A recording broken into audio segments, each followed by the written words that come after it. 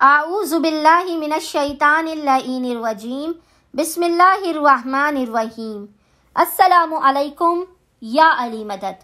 مومنین و مومنات کے لیے ایک بے انتہا مجرب ترین عمل لے کر آئے ہیں، جس سے مومنین نے خاص طور پہ ماہ شعبان کے آخری بدھ کے دن لاسٹ وینسڈے آف ماہ شعبان مومنین نے اس عمل خاص کو کرنا ہے۔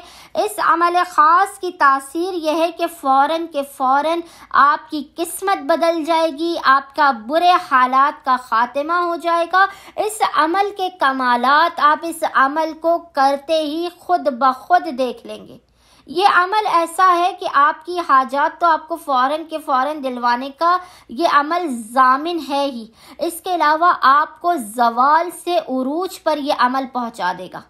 اس عمل کو کرنے والے کی کوئی دعا رد ہوتی ہی نہیں ہے، فوراً ہر مشکل حل ہو جاتی ہے۔ اگر آپ نے اس اسم اعظم کو، اس ذکر کو 70 مرتبہ 70 ٹائمز پڑھ لیا، خداوند متعال ماہ شعبان کے آخری بدھ کو پڑھے جانے والے اس وظیفے، اس عمل کو کرنے والے مومن کی حاجت کو کبھی رد نہیں کرتا۔ 70 مرتبہ آپ نے اس ذکر کو پڑھنا ہے، آپ کا زوال ختم ہو جائے گا، آپ عروج پر پہنچ جائیں گے، آپ کی کوئی دعا رد نہیں ہوگی، آپ کی ہر مشکل فوراً حل ہو جائے گی، آپ کے رزق و روزی میں برکت ہوگی، رزق و روزی پر آپ کیا بے انتہا برکت ہوگی، آپ کو رزق حلال ملے گا۔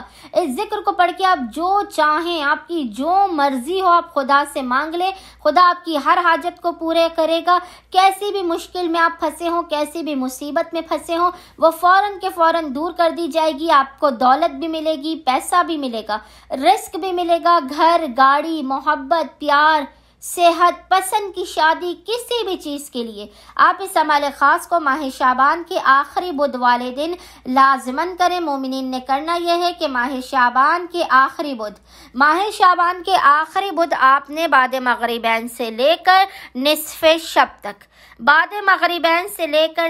شب تک کسی بھی وقت تنہائی کے عالم میں، تاریکی شب میں آپ نے اس عمل کو کرنا ہے۔ سب سے پہلے آپ نے 2 رکعت نماز حاجت پڑھنی ہے۔ نماز حاجت پڑھنے کے بعد آپ نے قبلہ رخ ہو کر بیٹھنا ہے۔ قبلہ رخ ہو کر بیٹھنے کے بعد آپ نے اول و آخر 14 مرتبہ 14 ٹائمز درود کے درمیان میں 70 مرتبہ 70 ٹائمز اس ذکر کی تلاوت کرنی ہے، اور وہ ذکر ہے سبحان اللہ و بحمدہ۔ سینے پر ہاتھ رکھ کر آپ نے 70 مرتبہ پڑھنا ہے سبحان اللہ و بحمدہ۔ اول و آخر 14 مرتبہ درود کے درمیان میں آپ نے 70 مرتبہ 70 ٹائمز اس ذکر کو ماہ شعبان کے آخری بدھ والے دن بعد مغربین سے لے کر نصف شب تک کسی بھی وقت پڑھنا ہے۔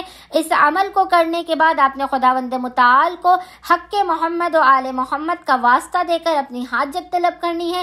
یقین جانیے آپ مقام سے ہٹنے نہیں پائیں گے، خداوند متعال آپ کی تمام حاجات کو بحق محمد و آل محمد قبول و مقبول کر دے گا، آپ کی تمام آفات، بلاؤ، مشکلات و پریشانیوں کا خاتمہ کر دے گا۔